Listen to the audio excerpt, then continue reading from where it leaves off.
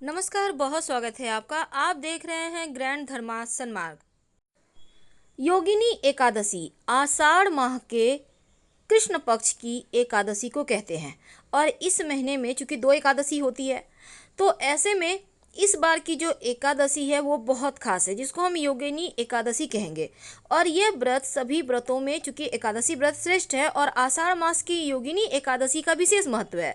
इस व्रत को रखने से तमाम पापों का नाश होता है और सभी प्रकार की मनोकामनाएं भी पूर्ण करने वाला ये व्रत है। महाभारत की कथा में वर्णन मिलता है कि भगवान श्री कृष्ण ने पांडवों को एकादशी के व्रत के बारे में विस्तार से बताया था, तो उसी में एक योगिनी एकादशी व्रत के नियमों के बारे में विशेष महत्व बताए गए हैं।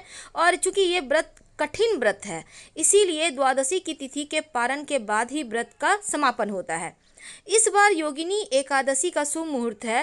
देखिए, 4 जुलाई के रविवार की शाम 7:55 पर एकादशी तिथि प्रारंभ होगी और योगिनी एकादशी 5 जुलाई को रात 10:30 पर समाप्त होगी। इसीलिए योगिनी एकादशी 5 जुलाई को मनाई जाएगी।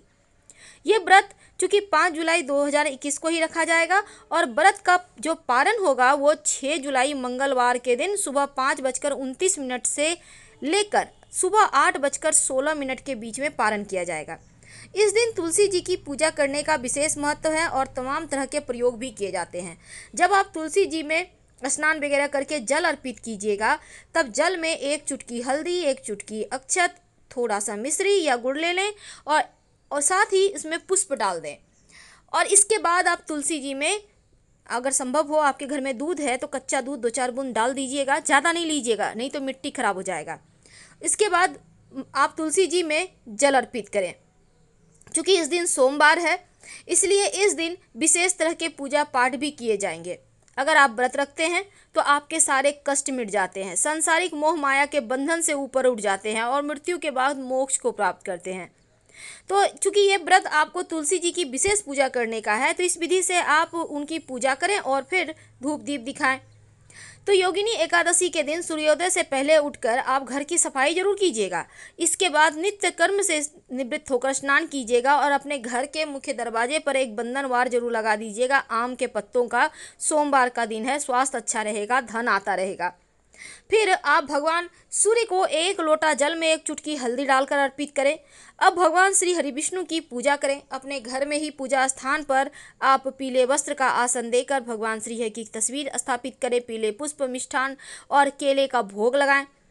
चूंकि भगवान श्री हरि को पीला रंग अति प्रिय है, तो पीले रंग का ही प्रसाद चढ़ाइएगा। और एकादशी के दिन चावल तो भूलकर भी मत खाइएगा, वरना एकादशी का पुण्य फल नष्ट हो जाता है। अब मान लेते हैं आपने भूल से चावल खा लिया, तब द्वादशी तिथि पर आप चावल जरूर खाइए, ताकि आपने जो गलती की है उसका क्षमा हो जाए। इस दिन विशेष प्रयोग किए जाते हैं। अगर आपकी कोई विशेष मनोकामना है जो लंबे समय से पूरी नहीं हो पा रही है, तो एक छोटा सा काम करें। योगिनी एकादशी के दिन पास के किसी भी मंदिर में थोड़ा सा सिंदूर घी में मिक्स करके या तेल में मिक्स करके ले जाएं, सरसों के तेल में। अब किसी भी मंदिर के दीवार पर उल्टा स्वस्तिक बना दें और अपनी मनोकामना बोलिए। जब मनोकामना आपकी पूरी हो जाए, जब भी पूरी हो, 10 दिन में, 15 दिन में, 1 महीने में, तब आप फिर से उसी मंदिर में जाएं और दीवार पर सीधा स्वस्तिक बना दें। ऐसा करने से आप भगवान को शुक्रिया कहते हैं और उल्टा स्वस्तिक बनाने से मन्नत पूरी होती है। लेकिन घर में भूल कर भी उल्टा स्वस्तिक मत बनाइएगा, वरना मुसीबतों का पहाड़ टूट पड़ेगा। तो एकादशी तिथि है, इस दिन विशेष प्रकार के मंत्र भी जपे जाएंगे। ओम नमो भगवते वासुदेवाय, ओम नमो नारायणाय। आपको जो मंत्र आता है वही मंत्र जप कीजिए, क्योंकि भगवान श्रीहरि की जितनी भक्ति करेंगे, सारा दिन कर सकते हैं, मंत्र जप कर सकते हैं, उतना ही ज़्यादा आपके जीवन के कष्ट मिटेंगे। इस एकादशी तिथि के दिन अपने घर के मुख्य दरवाजे को खूब सजाइएगा।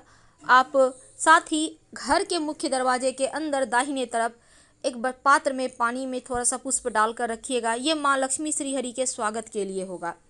चूँकि सोमवार का दिन है, तो भगवान शिव की भी विशेष विधि विधान से पूजा अर्चना की जाएगी।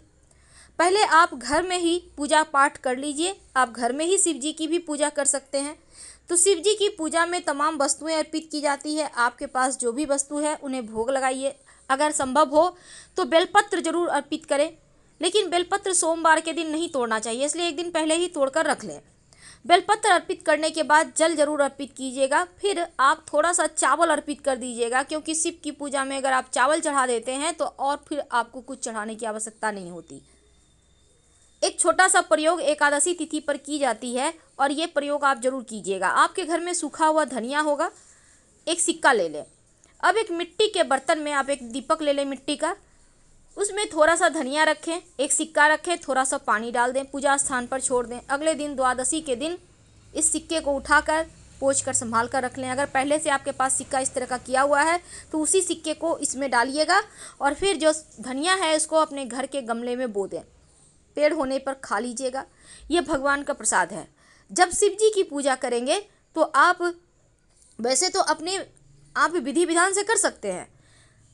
अगर दूध अर्पित करते हैं तो वंश वृद्धि होती है, आपका स्वास्थ्य अच्छा रहता है। घी अर्पित करते हैं तो आपके जीवन में खुशियाँ आती हैं और दीर्घायु होते हैं। अगर शत्रु विरोधी परेशान करे तो लाल गुड़हल का पुष्प अर्पित करें। राहु केतु परेशान करे तो आप लौंग अर्पित करें। और सबसे सर्वश्रेष्ठ होता है चावल अर्पित करना। उसको अर्पित करने के बाद और कुछ अर्पित करने की आवश्यकता नहीं है। इत्र अर्पित कर सकते हैं आप गुलाब का या फिर चंदन का। ऐसा करने से शिव जी की कृपा आप पर बरसती रहती है। भांग धतूरा अर्पित करने से जीवन में कभी स्वास्थ्य की समस्या परेशान नहीं करती।